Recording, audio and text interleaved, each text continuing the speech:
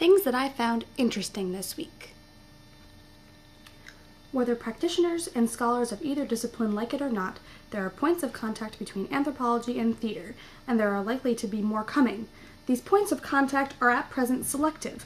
Only a little of anthropology touches a little of theater. Really? If there is no human nature, any social system is as good as any other, since there is no baseline of human needs by which to judge them. If, indeed, everything is learned, then surely men can be taught to live any kind of society. Man is at the mercy of all the tyrants who think that they know what is best for him. And how can he plead that they are being inhuman if he doesn't know what being human is in the first place? The anthropology of performance really is just the anthropology of everyday life. We all perform every single day in some capacity, whether it be to go to class, meet new people, go to work, having lunch.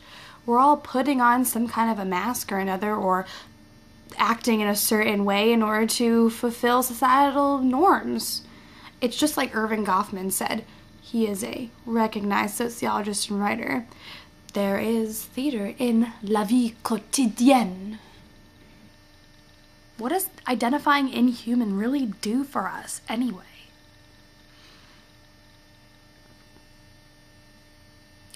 Ritual is not necessarily a bastion of social conservatism. Its symbols do not merely condense cherished socio-cultural values.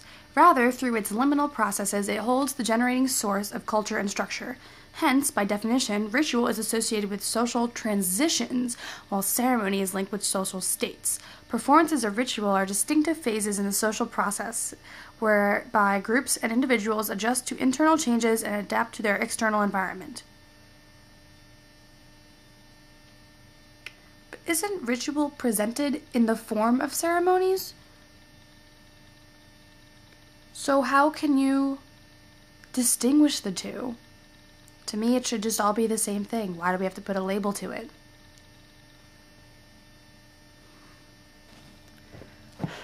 So I'm realizing that it's becoming more and more difficult to find one topic in these books that I can just talk on for a certain period of time, that I have some kind of educated knowledge about, because I'm learning as I'm reading, and I'm not even sure if what I'm learning is understanding or if it's just my own awkward, undereducated interpretation of what's going on. I mean, I don't want to take one topic and speak about it for ages and then realize that I'm being a complete fool about it, you know what I mean?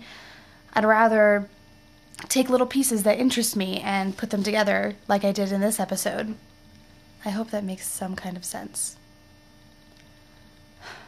I feel like in general, I work better with a group of people where I can take one quote or piece of information from one of the readings that I have and present it as an interesting idea, and then have a group discussion about it where I can bounce my ideas off of other people.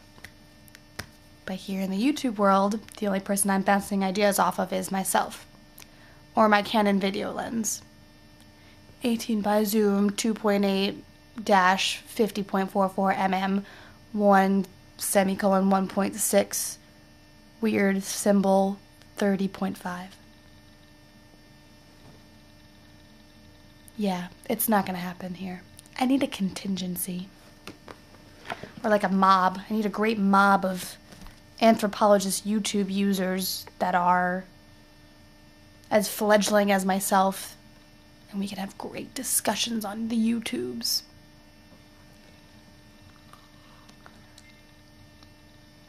Knowledge!